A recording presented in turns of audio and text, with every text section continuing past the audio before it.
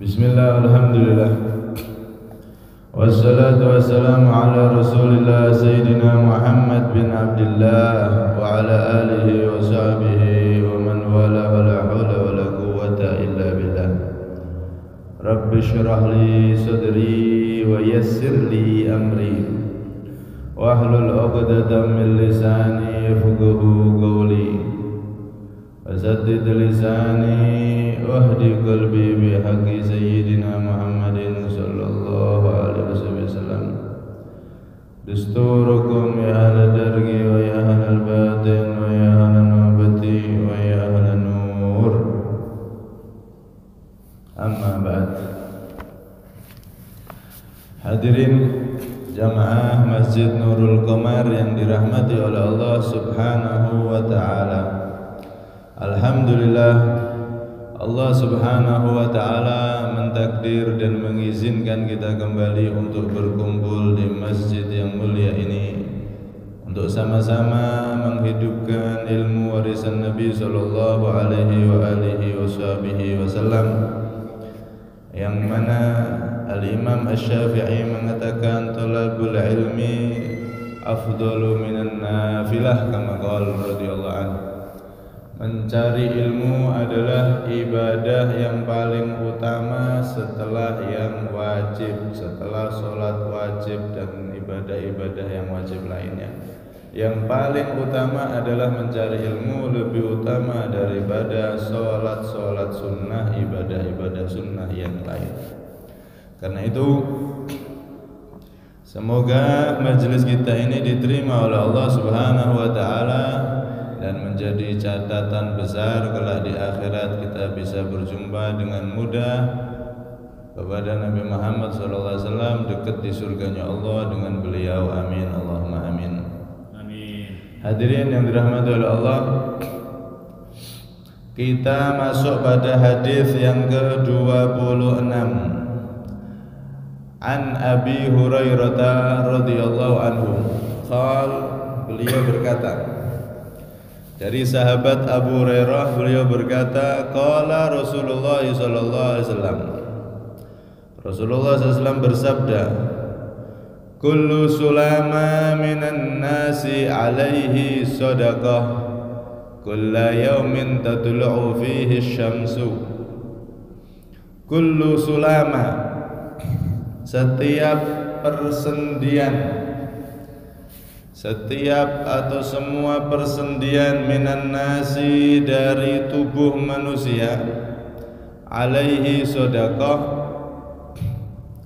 harus disodakohi, alaihi atas kullu sulama tersebut, sodakoton sodakoh, kulla yaumin di setiap hari, tatlu'u yang terbit, fihi di hari tersebut, asyamsu itu matahari. Setiap persendian, sendi-sendi ini, potongan-potongan bisa gerak ini, tangan ini, sendi-sendi semua ini. Seluruh persendian yang ada di tubuh kita itu harus disodakoi setiap saat matahari terbit di satu hari, ya,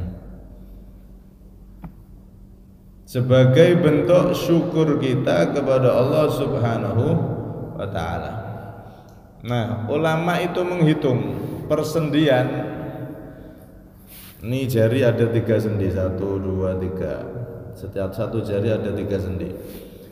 Semua persendian, baik di tangan, di siku, ataupun kaki, ataupun leher, ataupun di tulang-tulang rusuk, ataupun di punggung, semuanya itu kan ada persendiannya.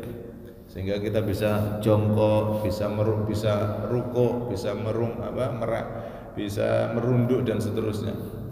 Ini tulang-tulang yang tersusun ini kan tumpuk-tumpukan, enggak langsung satu tulang ros jadi satu, kan tidak. Itu tumpuk-tumpukan sehingga kita bisa merunduk, bisa lurus dan seterusnya. Itu semuanya ada persendiannya, sambungan-sambungan tulang-tulang itu. Nah, dalam tubuh manusia, kata ulama, waqad warada annaha 360 mafsalan fayutlabu min kulli ahadin fi kulli yaumin 360 sadaqah. Disebutkan oleh para ulama bahwasanya dalam satu riwayat, di tubuh manusia ini setiap tubuhnya ada 360 persendian. Setiap persendian harus disodakoi sebagai bentuk syukur sama Allah sehingga sehat dan awet serta diberkahi oleh Allah Subhanahu wa taala. Setiap hari, setiap terbit matahari harus disodakoi setiap persendian yang ada di tubuh kita yang jumlahnya 360 sendi. Kalau disodakoi 360 sendi tersebut, maka berkah dijaga oleh Allah di hari tersebut setiap hari.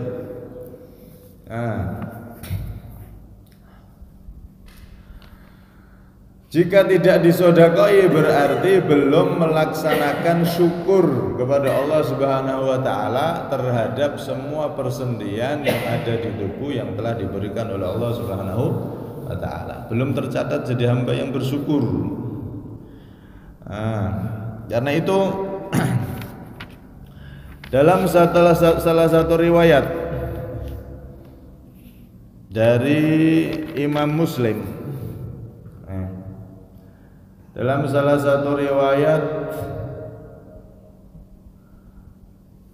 disebutkan bahwasanya wa yujzi'u an dalika rak'atani yarka'uhuma min ad-duha. Imam Muslim meriwayatkan satu riwayat ada terusan kata-kata wa yujzi'u an dalika rak'atani yarka'uhuma min ad-duha.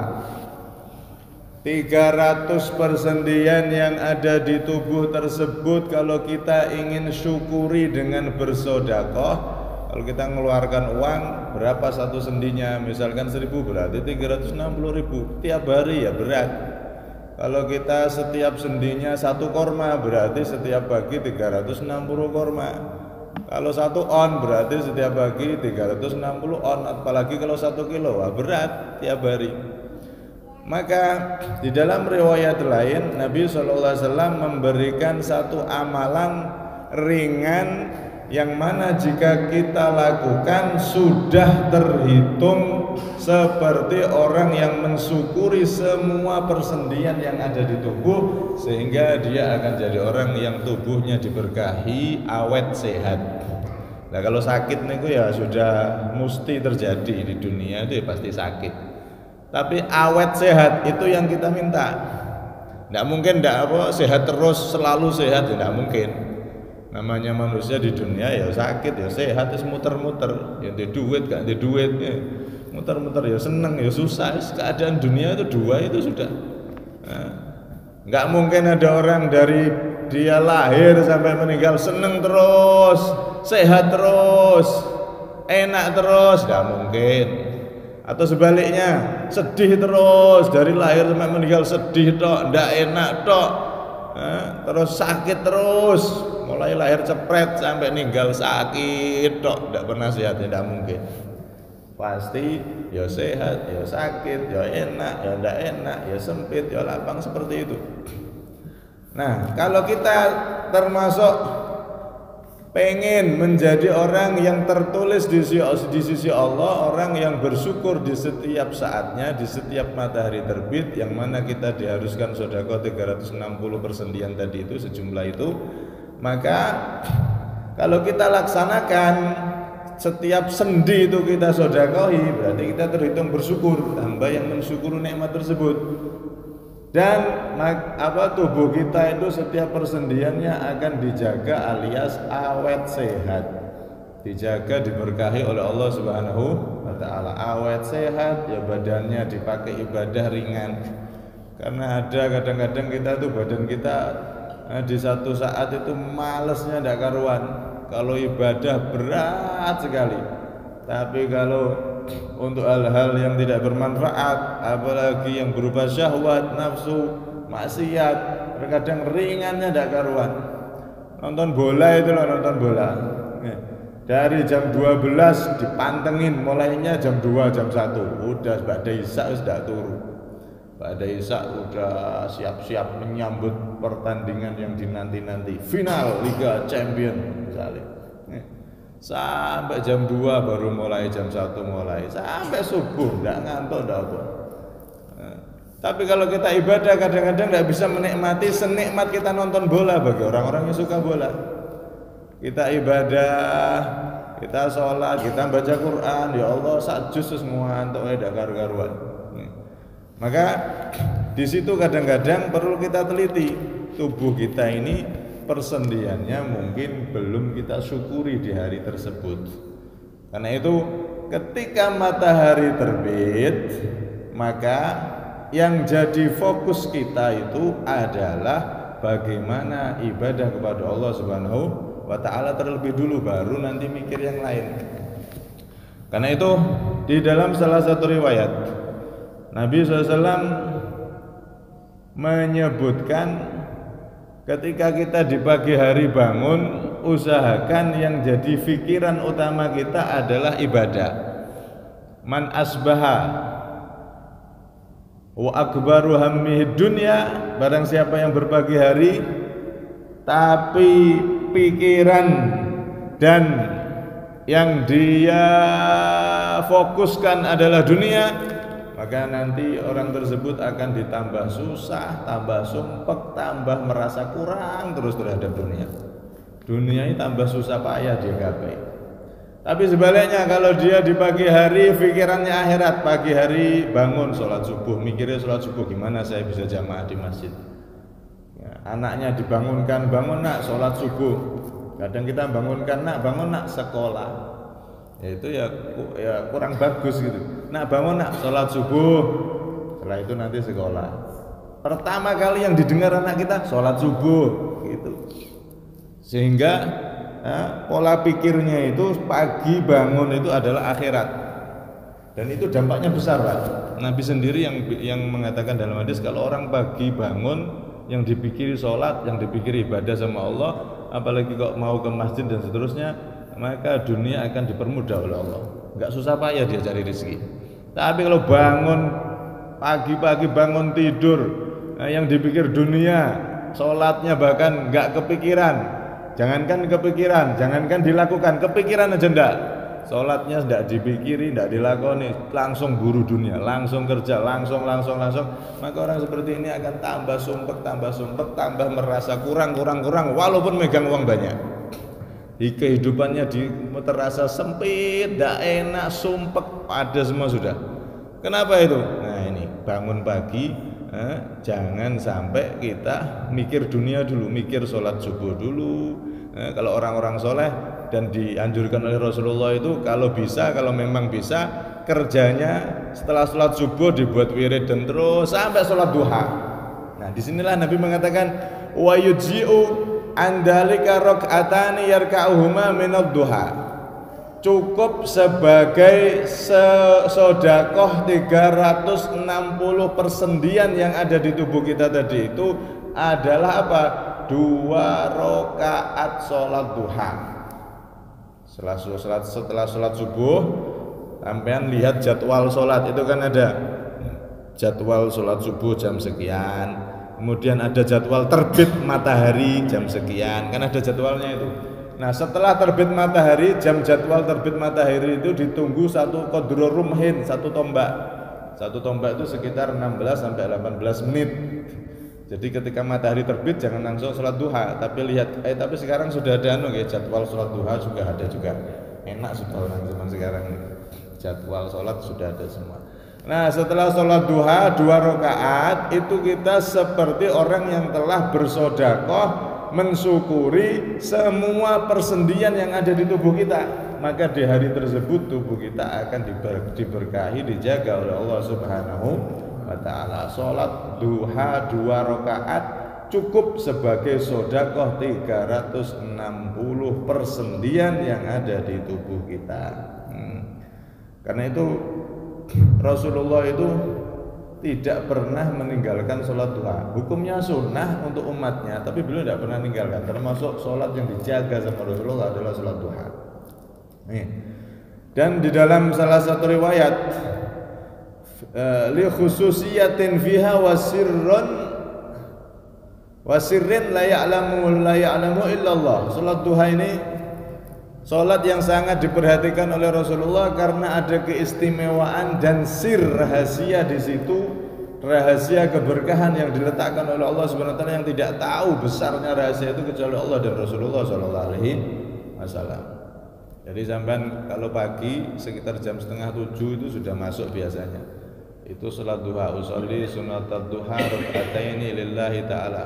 Bahwa niat salat duha 2 rakaat, Allahu Akbar. Paling sedikit 2 rakaat, boleh 4, boleh 6, boleh 8, paling banyak 8. Tapi menurut Imam An-Nawawi paling banyak 12. Menurut Imam Ar-Rayyani itu lahad dafi.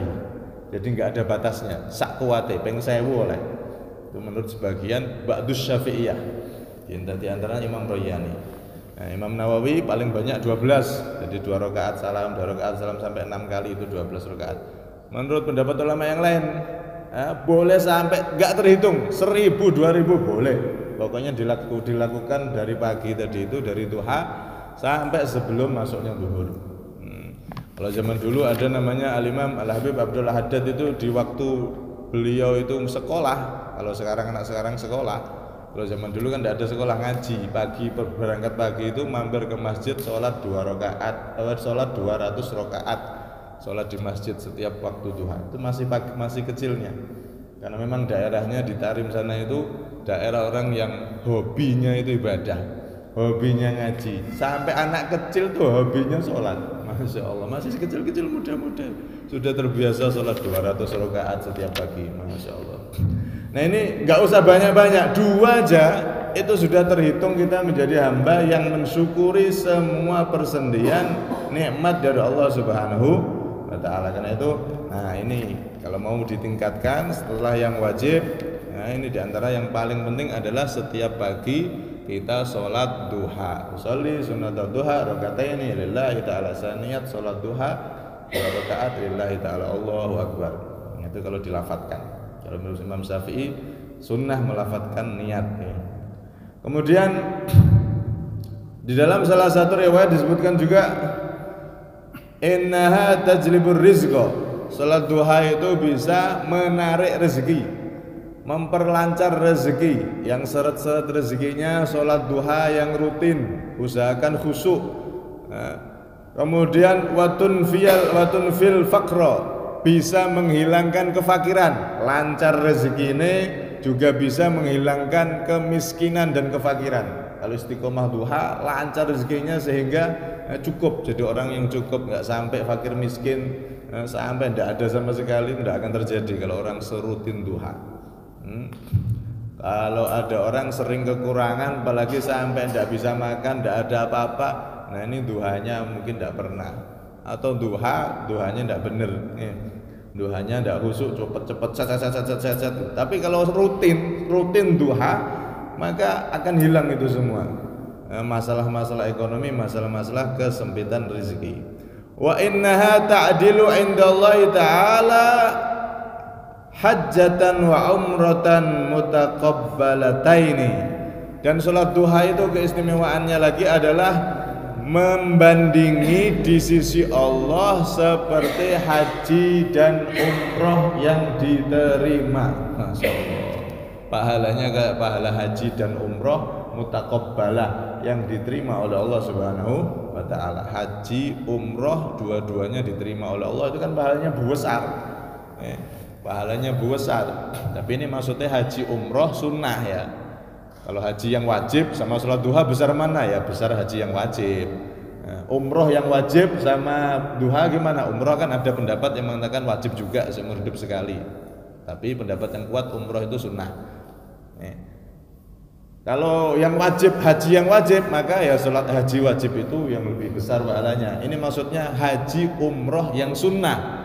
Kadang orang kan sudah haji, pengen pergi lagi ke Mekah karena memang merasa nyaman di sana. Wah, enak tempatnya, tempat rahmat Allah diturunkan begitu banyak ya di tanah suci sana, sudah ibadah nggak ada ngantuk-ngantuk, nggak ada lelah layah di sana.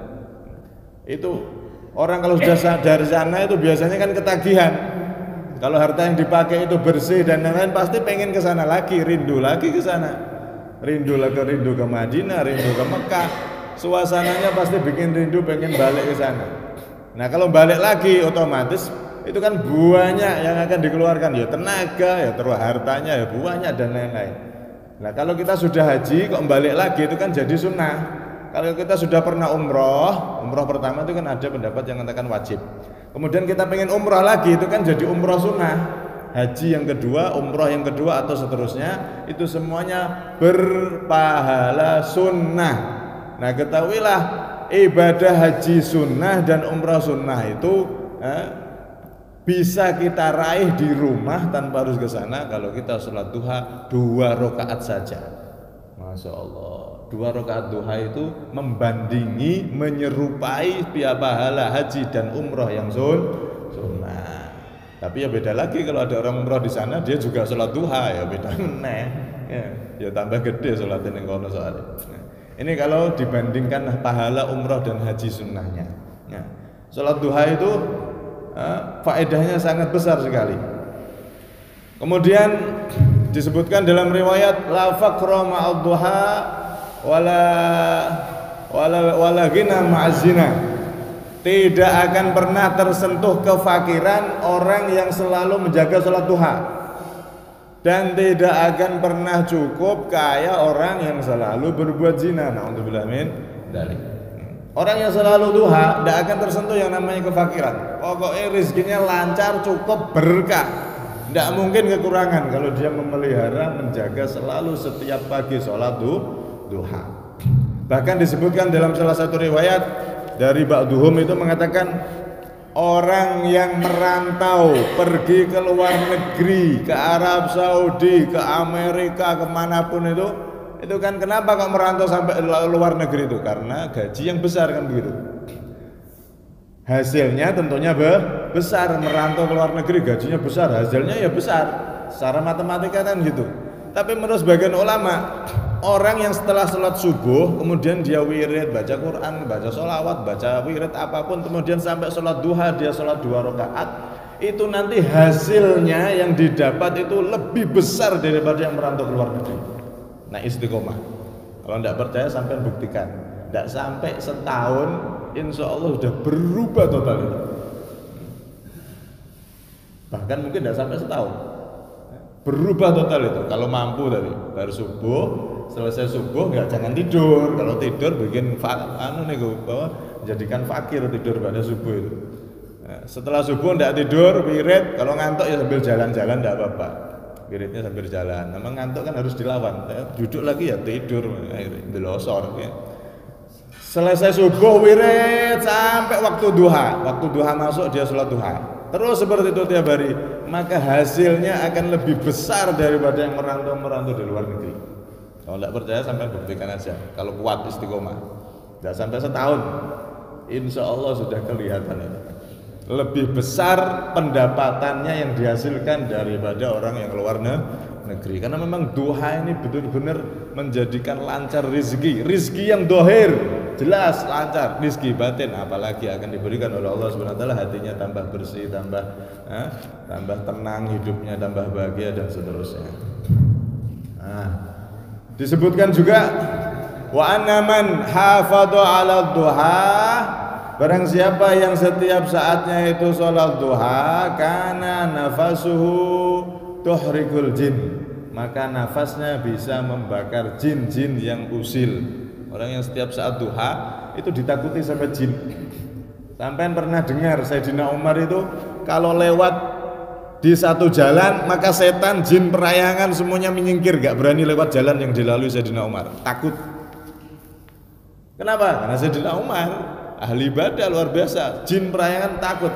Sayyidina Umar lewat jalan sini, maka setan tidak ada yang berani lewat jalan sini, pasti cari jalan yang lain. Nah, ada orang di zaman akhir itu sama kayak Sayyidina Umar. Kalau dia lewat semua setan minggir kabeh, tidak berani dekat sama dia. Siapa dia? Yaitu orang yang tiap hari sholat duha. Itu nafasnya ambekane ababe, nek sikatan mambu, itu jin kebakar semua. Kalau dia ahli sholat duha tidak berani diganggu oleh setan, jin-jin yang usil. Masya Allah ini duha ini hadiah besar dari Nabi Muhammad untuk kita semua.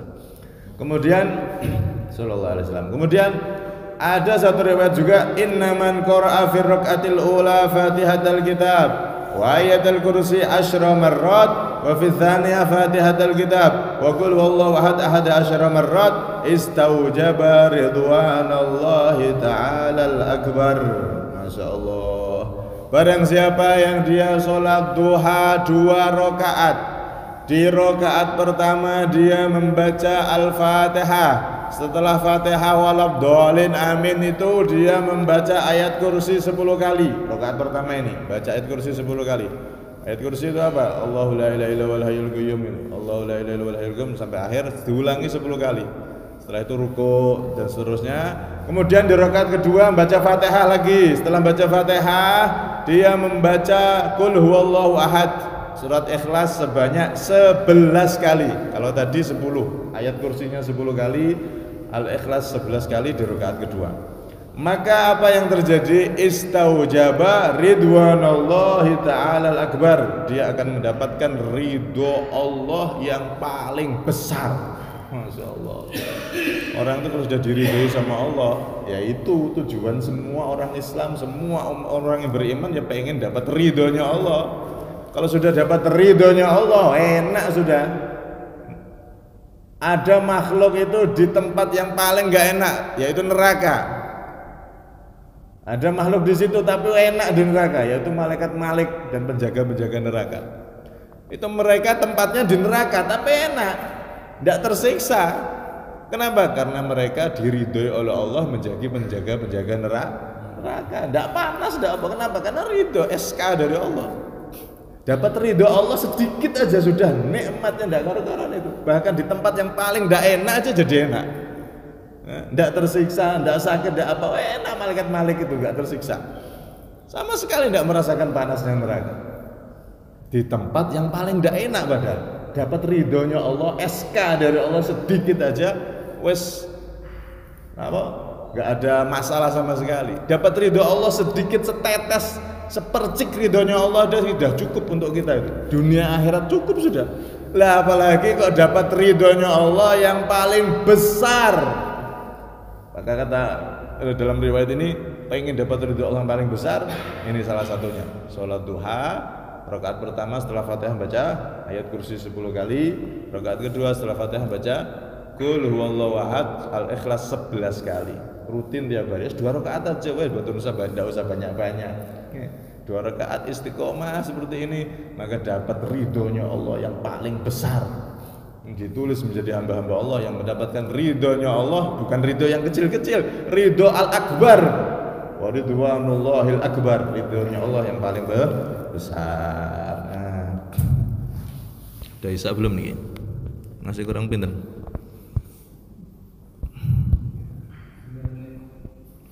Sedikit lagi.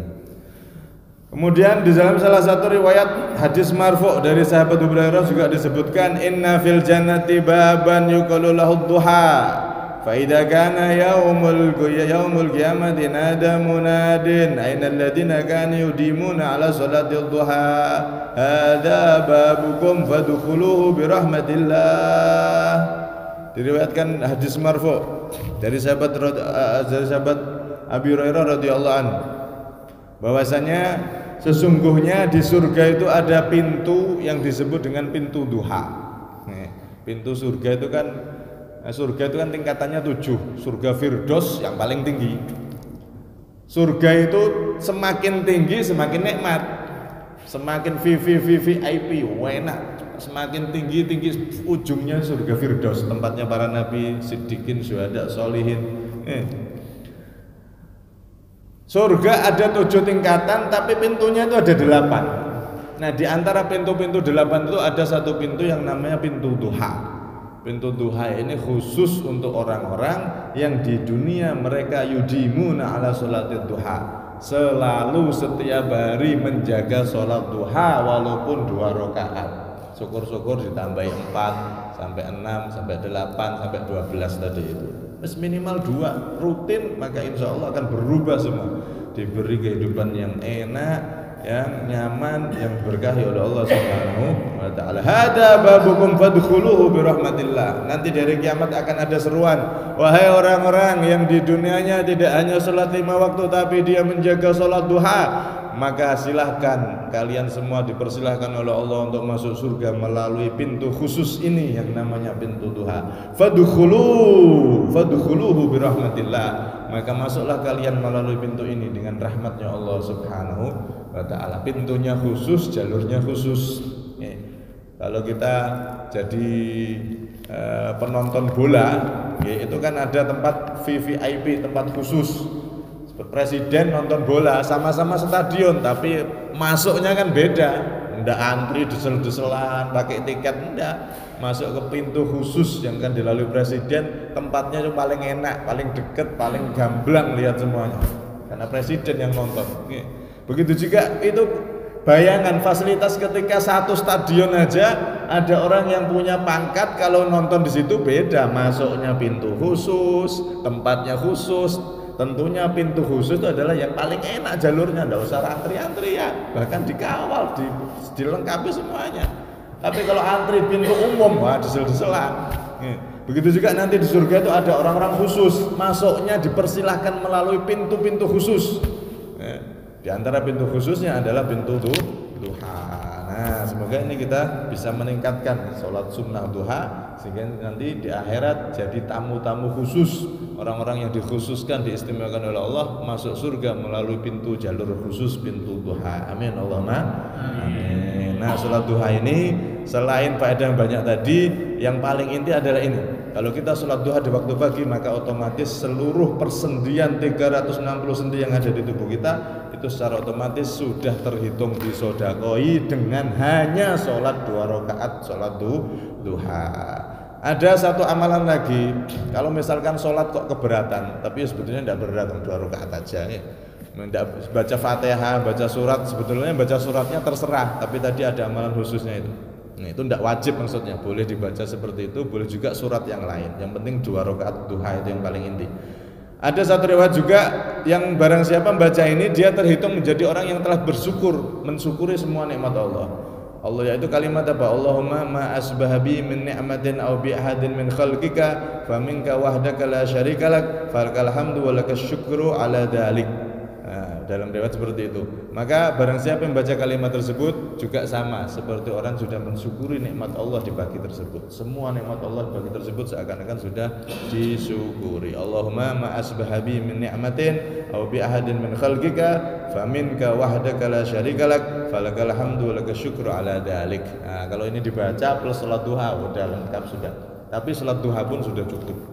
Salat duha itu sudah cukup, seperti orang yang sudah mensodakoi seluruh persendiannya, dan dia di hari itu insya Allah tubuhnya dohir batin akan dijaga oleh Allah Subhanahu Wa Taala, diberkahi oleh Allah Subhanahu Wa Taala, dan dilancarkan semua urusannya. Semoga kita bisa mengamalkannya sehingga kita semakin ilmu yang kita dapat semakin manfaat dan semakin dekat kepada Allah Subhanahu Wa Taala. Amin Allahumma amin.